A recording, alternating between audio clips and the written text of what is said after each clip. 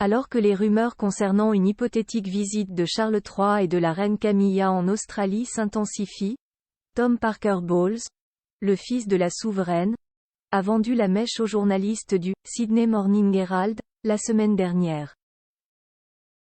L'information vient de l'intérieur du clan royal. Charles III et la reine Camilla devraient bien se rendre en Australie lors de l'année 2024. En s'adressant au Sydney Morning Herald la semaine dernière, Tom Parker Bowles, le fils de la souveraine, a confirmé les bruits de couloir qui laissaient entendre que le couple royal devrait bientôt se rendre dans l'hémisphère sud. Il viendra l'année prochaine, il me semble, a révélé le père de Lola Parker Bowles.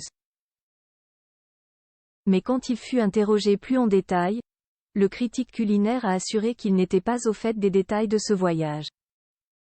Pourtant, quelques indices laissent à penser que Charles III et la reine Camilla devraient se rendre en Australie à l'automne prochain. Le 21 octobre, le souverain se rendra dans les Samoa, où se tiendra la réunion des chefs de gouvernement du Commonwealth. Situé au large des côtes australiennes, cet archipel, par sa position géographique, pourrait permettre au souverain de faire d'une pierre deux coups, et de limiter la pollution produite par ses déplacements aériens, qui est un sujet sensible pour Charles III.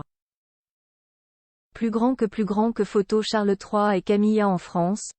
Les moments forts de leur visite d'État-Young visite sous tension si le palais de Buckingham tarde tant à officialiser la visite de Charles III et de la reine Camilla, c'est que les Australiens, au lendemain de la mort d'Élisabeth II, n'étaient plus tant favorables à la poursuite du système monarchique.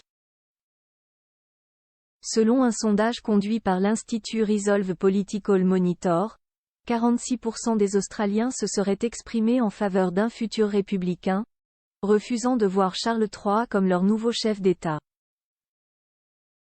La venue de celui-ci dans l'hémisphère sud permettra au cabinet du roi de jauger la popularité de celui-ci en Océanie, un peu plus de 2 ans après le décès d'Élisabeth II. Article écrit en collaboration avec 6 médias.